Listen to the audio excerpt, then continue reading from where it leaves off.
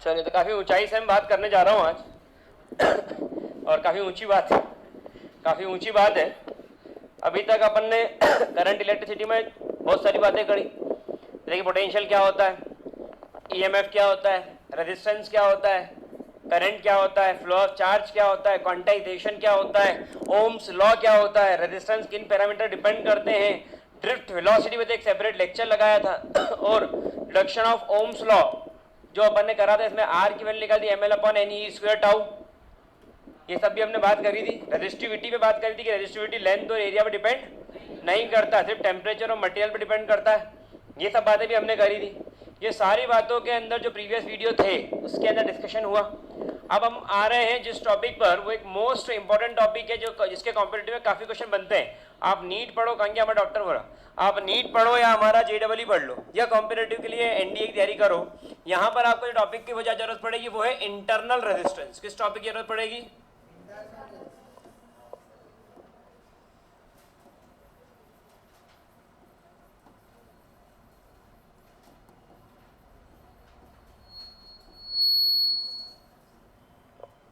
Topic क्या है? Internal resistance of cell. अब हम जब बात करने जा रहे हैं इंटरनल रेजिस्टेंस ऑफ सेल के बारे में, मेरी बात को बहुत ध्यान सुनना, कुछ लिखने की जरूरत नहीं है, बहुत देर तक सुनते ही रहो। तो एक सेल के अंदर जब आप कनेक्ट करते हो किसी बैटरी से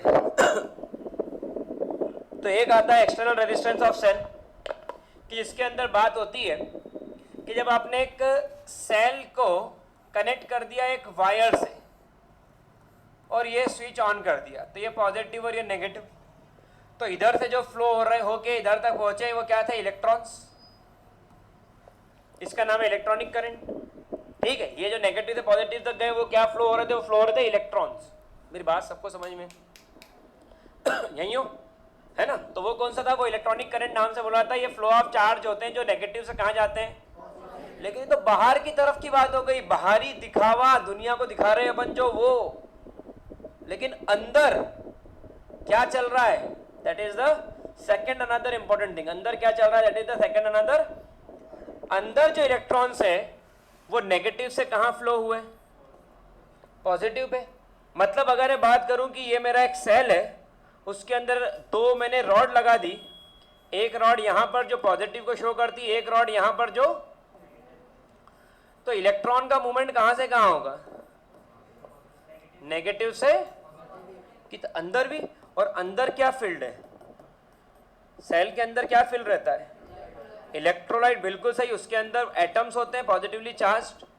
तो ये जो इलेक्ट्रॉन मूव करेगा तो वो पॉजिटिवली चार्ज एटम से, वो एटम जो होते हैं पॉजिटिवली चार्ज का एटम जो होते हैं उन एटम से क्या करेगा? टकराएगा, जो इलेक्ट्रोलाइट्स के अंदर है। और वो क्या करेंगे? वो वर्क करेंगे as a resistance of flow of charge inside the cell. तो मतलब आपको अभी तक ये पता था कि रेजिस्टेंस से बाहर बाहर होगा, लेकिन रेजिस्टेंस तो कहीं ना कहीं कि सिर्फ बाहर बाहर होगा, अंदर भी। तो रेजिस्टेंस अंदर भी और रेजिस्टेंस बाहर भी। तो बाहर का रेजिस्टेंस तो कैपिटल आर, तो अंदर का रेजिस्टेंस को, क्योंकि बहुत छोटा सा होगा तो अंदर का रेजिस्टेंस क्या कहलाएगा? और ये छोटा आर का नाम है इंटरनल।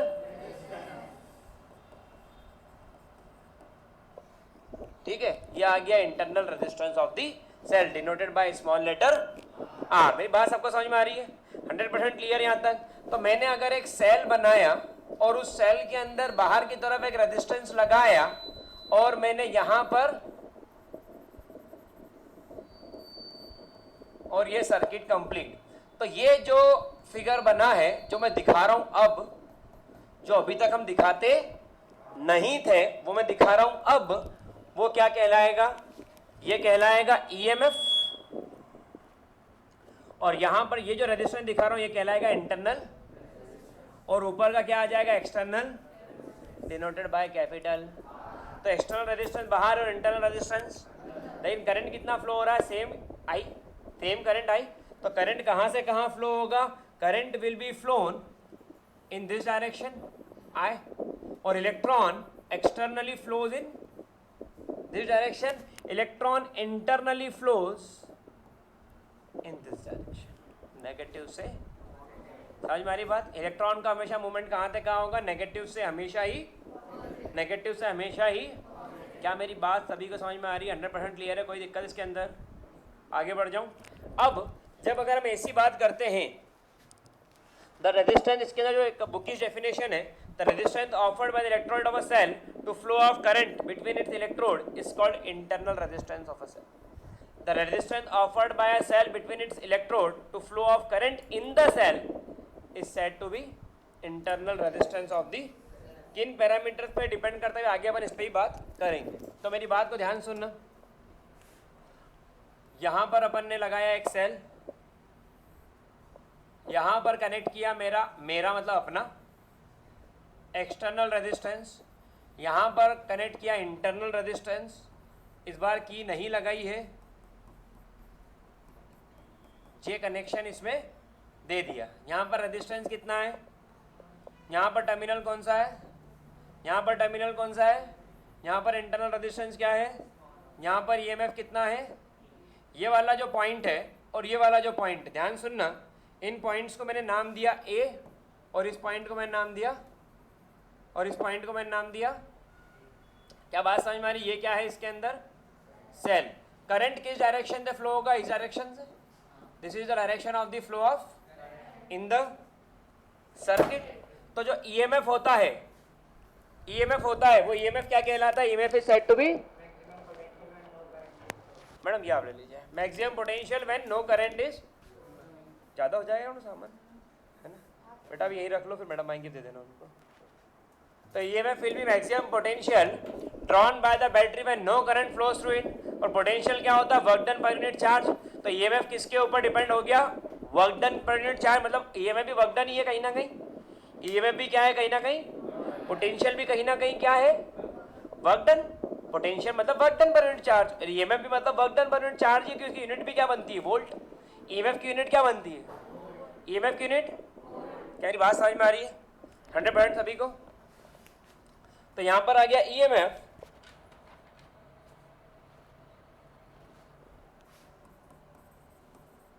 ए से बी और बी से ए. ठीक है, तो यहां पर ए से बी एक हो गया और बी से ए दूसरा हो गया. ए से बी एक हो गया और बी से ए. समझ में आ रही मेरी बात. तो यहां पर ए से बी और दूसरा क्या हो गया, बी से ए. अब अगर अपन इसमें आगे बात करें तो EMF is equal to V plus V. किसको बोला इसके अंदर, एक्सटर्नल पोटेंशियल को. और वी डैश किसको बोलेंगे, यहां का जो पोटेंशियल है इसको क्या डिनोट करा, और यहां पर बाहर जो पोटेंशियल इसको क्या डिनोट करा. तो यहां पर आ गया E is equal to V plus V dash. E तो ठीक है, लेकिन वी क्या होगा, आई इंटू, और वी डैश क्या होगा, आई इंटू. तो वी डैश क्या है, इंटरनल पोटेंशियल. Very good. और वी क्या है, एक्सटर्नल ड्रॉप. ठीक है, ये इंटरनल पोटेंशियल ड्रॉप और वो एक्सटर्नल पोटेंशियल, बाहर का पोटेंशियल प्लस अंदर का potential is equal total potential, जिसको क्या नाम दिया, ई. मेरी बात समझ में आई. तो यहां पर पहले आपने देखा है कि एक्सटर्नल रेजिस्टेंस है, बाद में आपने देखा है कि इंटरनल रेजिस्टेंस है. पहले आपने देखा कि करंट फ्लो हो रहा है, करंट फ्लो बाहर भी हो रहा है, करंट फ्लो अंदर भी हो रहा है. करंट जो बाहर की तरफ फ्लो हो रहा है, पूरा ध्यान बेटा यहीं पर हंस घर जाके लेना, करंट जो बाहर की तरफ फ्लो हो रहा है वो because of external resistance. Current जो अंदर की तरफ फ्लो हो रहा है because of internal resistance. Current flow overall तो आई है. E equal to V plus V dash, V equal to I R, V dash is equal to I into small R. तो यहाँ पे एक फॉर्मूला बन गया, E equal to I bracket में R plus. दिख रहा है सबको, क्या यहाँ से एक फॉर्मूला बन सकता है, E is equal to I और ब्रैकेट में, सही है. तो I is equal to E upon R plus. तो I is equal to E upon R plus R. ये इसके अंदर क्या मिल गया, the flow of current in the circuit. I is equal to E upon R plus. बात समझ में आ रही, 100% सभी को क्लियर. ये पहला वो जरूरी फॉर्मूला है जो आपको याद रखना है. ये पहला वो जरूरी फॉर्मूला है जो आपको याद, क्या यहाँ तक सबको क्लियर है. इससे भी हम आगे बढ़ते हैं. ये एक सबसे इंपॉर्टेंट फॉर्मूला इसके अंदर आ गया. V इक्वल टू फॉर्मूला क्या होता है, I is equal two into. ये दूसरा जरूरी फॉर्मूला है जो आपको याद रखना. ये V का फॉर्मूला भी आ गया. अच्छा, यहां से अगर अपन देखें, जैसे ये बना E इक्वल टू इस तरीके से, तो अगर अपन इसमें एक फॉर्मूला और देखें तो एक फॉर्मूला क्या बनता है, V is equals to E minus, बन सकता है V equal to E minus, ये भी एक काम का फॉर्मूला है जो आपको जो मैं टॉपिक पढ़ा रहा हूं उसमें कॉन्सेप्ट तो ये समझना है कि इंटरनल रेजिस्टेंस होता क्या है, लेकिन जो न्यूमेरिकल्स आएंगे और उन न्यूमेरिकल्स को अगर करने की अपनी तीव्र गति से इच्छा हो तो अपने को एक ही काम करना है कि जितने फॉर्मूले मैं यहाँ पर बता रहा हूँ सारे फॉर्मूले अच्छे से याद कर लो। जितनों पे मैं दिलों पे तीर चला रहा हूँ वो सारे फॉर्मूले ऐसे जो दिलों के अंदर बैठ जाना चाहिए आपके, और दिलो दिमाग का यूज करके उन फॉर्मूले को उपयोग कर लेना, तो आपका काम। बात समझ में आ रही है? ये भी एक काम का फॉर्मूला था। और इसके अंदर एक और फॉर्मूला बनेगा R is equals to E minus V upon, तो ये भी एक इसके अंदर काम का फॉर्मूला जो आपको पढ़ लेना चाहिए। तो ये टॉपिक इंटरनल रेजिस्टेंस के यहां तक सभी को क्लियर है। आगे बढ़ जाऊं। अब इंटरनल रेजिस्टेंस डिपेंड्स अपॉन, अगर कोई पूछे कि ये कैसा टॉपिक है तो मैं बोलूंगा आईएमपी। इस पर थ्योरेटिकल क्वेश्चन बनते हैं, कॉन्सेप्चुअल क्वेश्चन बनते हैं। तो इंटरनल रेजिस्टेंस किन पैरामीटर्स पर डिपेंड करता है ये आपको इसके अंदर ध्यान देना होगा। जो पहला पैरामीटर जिस पर इंटरनल रेजिस्टेंस डिपेंड करता है वो नेचर ऑफ इलेक्ट्रोलाइट। क्या आएगा? नेचर ऑफ, मतलब उसके अंदर केमिकल कौन सा भरा है उसके ऊपर डिपेंड करेगा कि इंटरनल रेजिस्टेंस ज्यादा होगा कि। बात समझ में आ रही है? सेकंड जो इसके अंदर पॉइंट आ रहा है, directly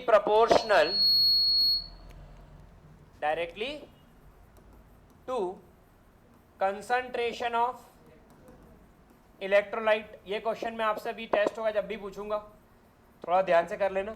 directly proportional to concentration electrolyte मतलब इलेक्ट्रोलाइट कितना है, ठीक है। अगर इलेक्ट्रोलाइट ज्यादा है, कंसंट्रेटेड मतलब हाईली कंसंट्रेटेड है, डाइल्यूट है, कैसा है, उस पर डिपेंड करेगा कि रेजिस्टेंस ज्यादा होगा कि कम होगा। जैसे कि अपन करते हैं ना कि कोई जूस बनाया तो उसमें क्या मिला देते थोड़ा सा, तो वो पीने योग्य हो जाता है, ठीक है। अगर पानी बढ़ा दे तो मेहमान बोला क्या पानी वाला शरबत पिलाया, लगाएगा जूस वाला आम का, ऐसा बनता है। और अगर बिल्कुल गाढ़ा दे दो, क्या भैया आमरस दे दिया, क्या आम का जूस चाहिए था, ठीक है। या फिर और कोई फल का जूस हो, आम का नहीं हो तो भैया कोई और का होगा, आपको इतना आइडिया नहीं है, लेकिन उसका जूस है। तो पानी की क्वांटिटी जैसे किससे, मौसम्बी के जूस में मिलता है पानी, तो मुझे ध्यान है ना, उसमें तो मिलता ही है ना। तो मौसम्बी के जूस में अगर पानी मिलाएंगे तो कम पानी हो, बराबर पानी हो, रेशो प्रॉपर हो, तो पीने के लिए अच्छा रहता है। पानी बढ़ जाए तो, और पानी बिल्कुल नहीं डालो तो उसका टेस्ट ही बिल्कुल अलग हो जाएगा। फिर समझ हमारी बात। तो ये आपका क्या आता है, this is all about the concentration.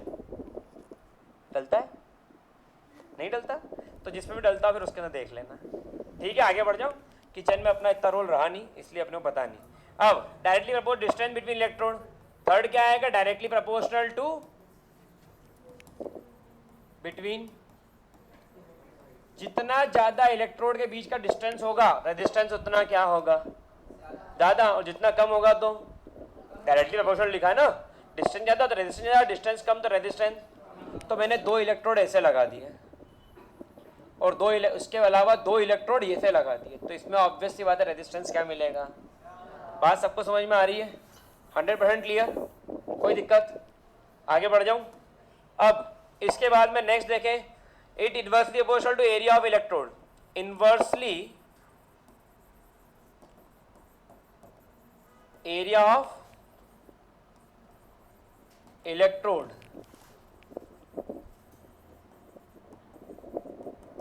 कितना एरिया ऑफ इलेक्ट्रोड इलेक्ट्रोलाइट के अंदर डूबा हुआ है, कितना एरिया ऑफ इलेक्ट्रोड इलेक्ट्रोलाइट के अंदर डूबा हुआ है, उस पर चलेगा कि इंटरनल रेजिस्टेंस कितना है। ज्यादा डूबा हुआ है, एरिया डूबा हुआ ज्यादा है, तो इंटरनल रेजिस्टेंस क्या हो जाएगा, और एरिया डूबा हुआ अंदर कम है तो इंटरनल रेजिस्टेंस क्या हो जाएगा। तो जितना एरिया इलेक्ट्रोड का इमर्स्ड है इलेक्ट्रोलाइट में उतना इंटरनल रेजिस्टेंस इनवर्स चलेगा। क्या मेरी बात सबको समझ में 100% क्लियर? चलिए, तो यहां तक भी हम पहुंच गए। इसके बाद में it increase with decrease in temperature of, it increase with decrease in temperature of the. तो इंटरनल रेजिस्टेंस बढ़ जाता है जब हम टेम्परेचर इलेक्ट्रोलाइट का क्या कर देते हैं, कम, लेकिन इसकी भी कोई लिमिट होती है, उस तक हम बात करें तो हम बात कर रहे हैं कि जब हम टेम्परेचर कम करेंगे इलेक्ट्रोलाइट का तो इंटरनल रेजिस्टेंस क्या होगा,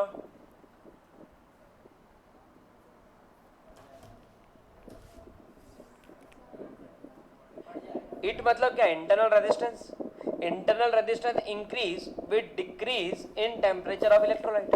इलेक्ट्रोलाइट का टेम्परेचर कम करोगे तो इंटरनल रेजिस्टेंस क्या होगा, इलेक्ट्रोलाइट का टेम्परेचर बढ़ाओगे तो इंटरनल रेजिस्टेंस क्या होगा। मेरी बात फिर से बहुत ध्यान से समझना, आप बोलते हो टेम्परेचर बढ़ाओगे तो रेजिस्टेंस बढ़ेगा, लेकिन अगर आप इंटरनल रेजिस्टेंस की बात कर रहे हो, टेम्परेचर बढ़ाओगे ना इलेक्ट्रोलाइट का तो इंटरनल रेजिस्टेंस कम हो जाएगा, टेम्परेचर कम करोगे ना तो इंटरनल रेजिस्टेंस। तो फिर से पूरे इसको समराइज फॉर्म पढ़ते हैं। इंटरनल रेजिस्टेंस डिपेंड करता है नेचर ऑफ इलेक्ट्रोलाइट पे, पहला पॉइंट। दूसरा पॉइंट है internal directly proportional to concentration of electrolyte, electrolyte का कंसंट्रेशन क्या है।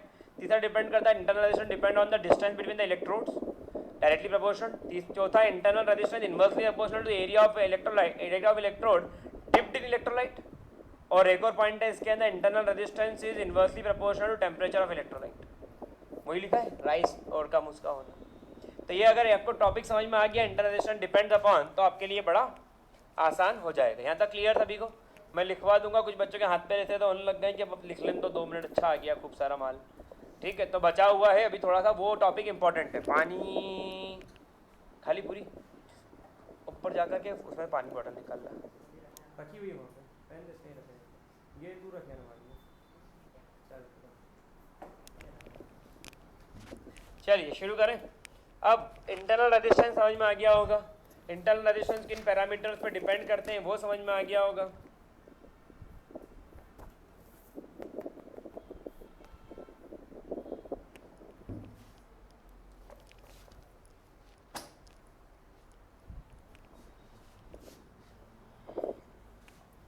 आपके पास एक फॉर्मूला है V equal to E minus, सही है। आपके पास एक formula R is equals to E minus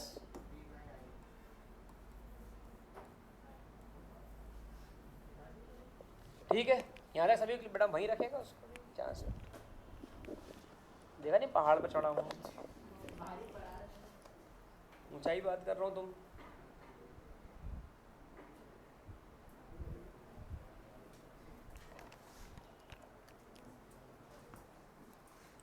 चलिए शुरू करें।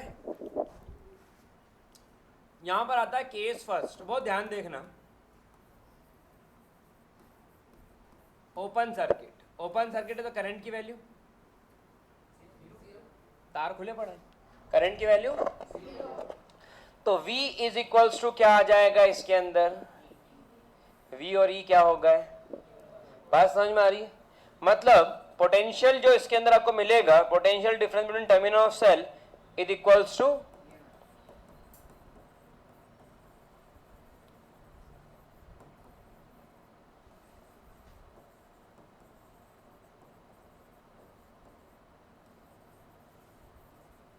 EMF, ठीक है। कंडीशन क्या है, कंडीशन है करंट फ्लो। ये हम EMF के स्टार्टिंग में पढ़ चुके थे, यहाँ पर हमने कैसे ये प्रूव भी किया कि इंटरनल रेजिस्टेंस कुछ भी हो, आपने बोला V equal to E minus I R, आपने बोला कि सर्किट के अंदर करंट, बोले वो तो फ्लो ही नहीं रहा, तार टूटा पड़ा है सर। अब तार टूटा पड़ा है, उसके एक चौराहे से वायर कट गया तो सर्किट के अंदर करंट फ्लो होना बंद हो गया।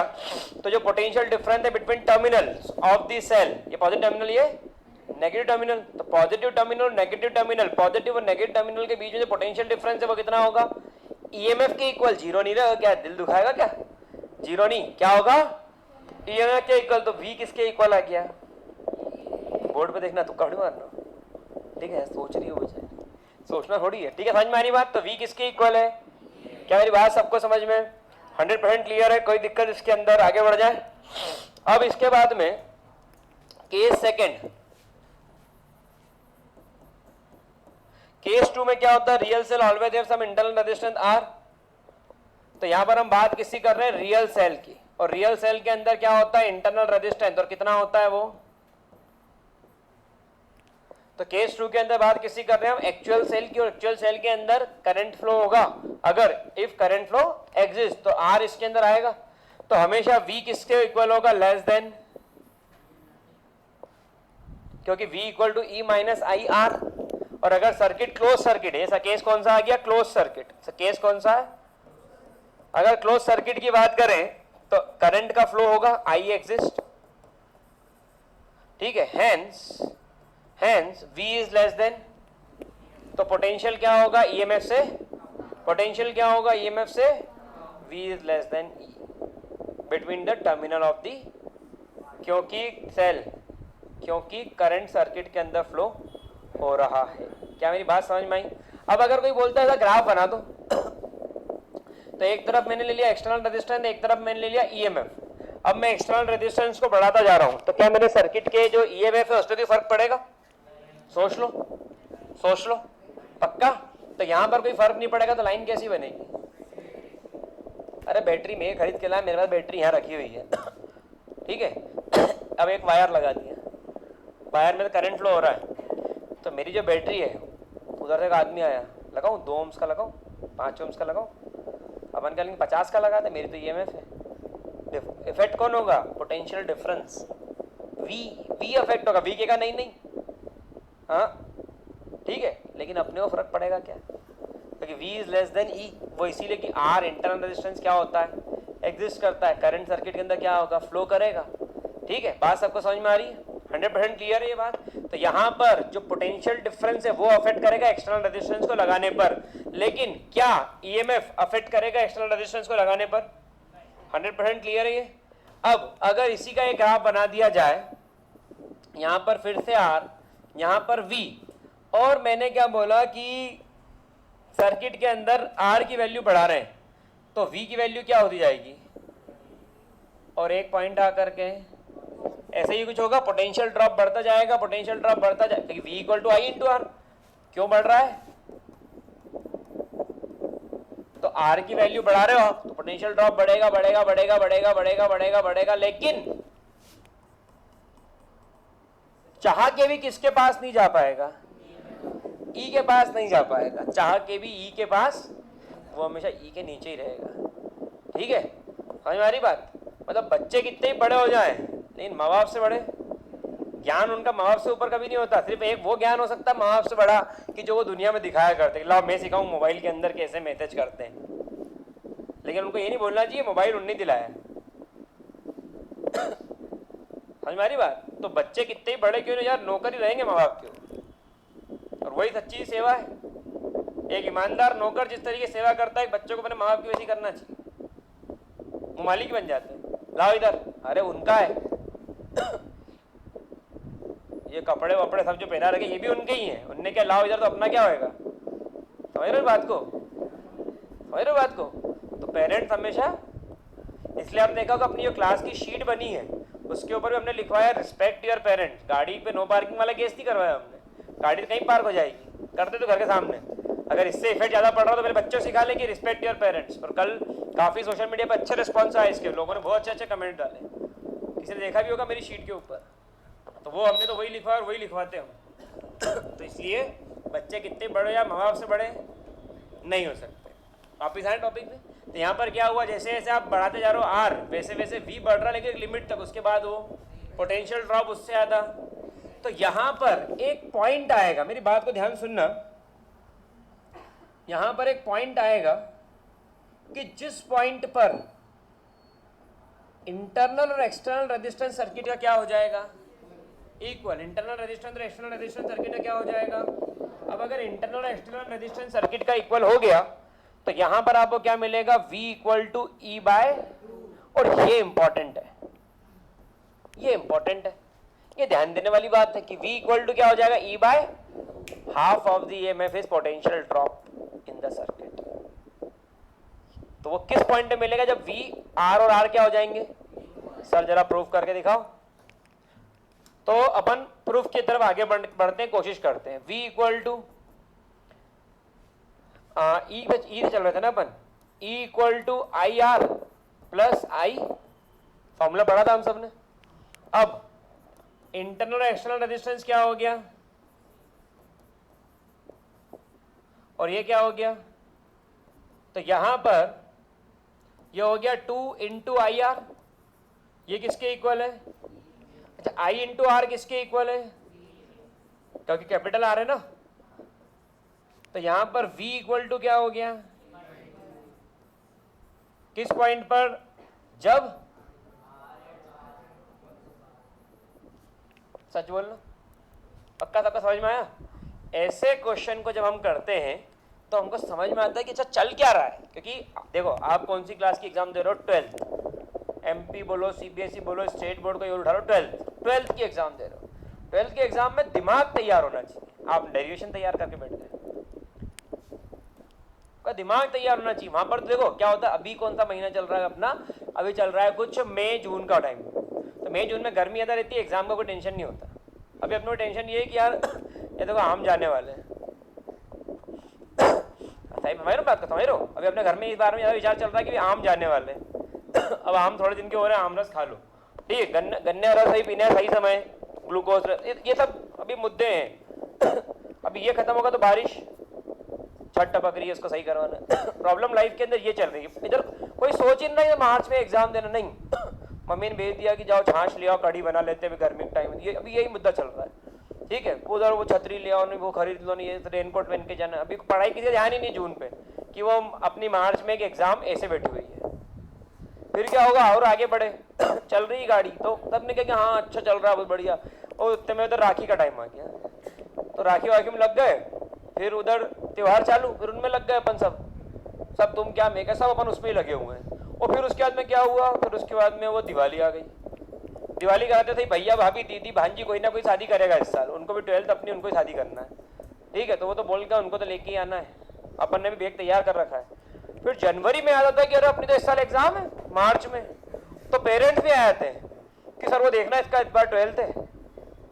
अभी तक उनको याद ही नहीं था कि 12th और JEE और नीट देना भी है इस साल, सिर्फ बात ही हो रही थी उसकी। तो वो जो अपने को मार्च में एग्जाम देना तय है वो अपने को ही देना है, छठ टपक रही अपना कोई रोल नहीं है, आम चले जाएंगे अगले फिर आ जाएंगे गन्ने खत्म होगा तो फिर अपन रस कहीं बाहर से पी लेंगे, बाहर चले जाएंगे घूमने, वहां पी आएंगे अपन रस जाके, बहन की शादी हो गई कोई बात नहीं, बाद में आके मिलेंगे 2 मिनट डांटेगी फटकारेगी, खाना खिलाएगी, कोई नाराजगी नहीं है उसकी, भैया घोड़ी नहीं चढ़ेगा ऐसा नहीं बोल रहा है वो, तैयार बेटा तुम घर वाले भी नहीं आए तो भी चढ़ जाएगा घोड़ी, हो तो वो शादी करना मतलब करना ही है उसको, तो तुम करो भाग के कर लेंगे, बाकी जो आप देख लो तो ये सब चीज तय है। लेकिन जो मार्च में एग्जाम होगी वो पूरी अपने ऊपर चलेगी।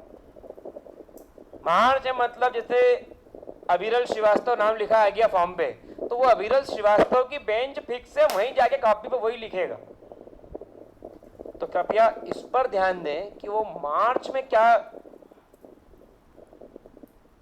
तो it's just a training of mind. कोई बच्चे क्या बोलते हैं बहुत मासूमियत क्या, देखो कि सर वो आज का टॉपिक मैंने छूट जाएगा, ठीक है सर मैं उससे पढ़ लूंगी, ले वो खुद मेरे से ढंग से नहीं पढ़ पा रही है, अभी उसको खुद लग रहा है कि टॉपिक कितना टफ चल रहा है इंटरनलाइजेशन, ये उसके भरोसे, लेकिन इनको मालूम अम्मा क्या पे बुलाया आज, बता रहे थे पान खिलाएंगे आखिरी में, बाकी पूरा खाना तय, शाम को आइसक्रीम खाने में ले जाएंगे तो जाने ही हो तो फिर अपने को कभी कोई यदि फीलिंग आती है कि बच्चों से मिल गई सब काम दुनिया के हो जाएंगे, उसके बाद क्लास आएंगे, क्लास इसलिए आ रहे कि उनको भी काम नहीं, जिस दिन उनको काम आ गया था आज तो नहीं आ पाएंगे। तो कृपया ये छोड़ के प्रायोरिटी क्लास को दें, क्योंकि वहां आपका सील ठप्पे के साथ नाम आएगा कि जाओ एग्जाम देने, और कितना ही बड़ा साथी क्यों नहीं हो ना, बाहर छोड़ के जाएगा चलो बेटा बाय ऑल द बेस्ट, वो ठेंगा दिखा के निकल लेंगे, फिर तुम जानो तुम्हारा काम जाना, ठीक है। तो this is all about the internal resistance of the cell. और इंटरनल रेजिस्टेंस आपको समझ में आया होगा कि ये जो रेजिस्टेंस सेल के अंदर जनरेट होता है internally because of the electrolyte which resist the flow of charge electrons internally in the cell, वहां पर इंटरनल रेजिस्टेंस की बात होती है, इसको डिनोट करते हैं स्मॉल लेटर r से, और इसके कुछ फॉर्मुले मैंने बताया जो कि इंपॉर्टेंट है एग्जाम के पॉइंट ऑफ व्यू से, कॉम्पिटिटिव के पॉइंट ऑफ व्यू से, और इंटरनल रेजिस्टेंस टॉपिक एग्जाम में काफी बार पूछा गया है, इसके ऊपर बनने वाले क्वेश्चंस भी एक्स्ट्राऑर्डिनरी हैं, cell in series, cell in parallel और मिक्स्ड कॉम्बिनेशन ऑफ सेल, ये क्वेश्चंस बहुत इंपॉर्टेंट बनते हैं एग्जाम के पॉइंट ऑफ व्यू से, थोड़ा इसको ध्यान से करें। नेक्स्ट लेक्चर के अंदर सेल कॉम्बिनेशन से बात करेंगे, तो इसको नोट डाउन कर लीजिए। अगर आप YouTube पर लेक्चर देख रहे हैं सब्सक्राइब करके बेल आइकन पर क्लिक करें, और अगर आप अभिज्ञा एजुकेशन ऐप डाउनलोड करना चाहते हैं जिसके ऊपर सारे लेक्चर सिक्वेंशियली अवेलेबल है, तो डिस्क्रिप्शन में लिंक अवेलेबल है, वहां पर आसानी से जा करके आप इन सारे कंटेंट की स्टडी कर सकते हैं। बहुत सारे मटेरियल अनलॉक्ड है, वो अनलॉक्ड मटेरियल स्टडी कर सकते हैं। Thank you so much, bye and all the best.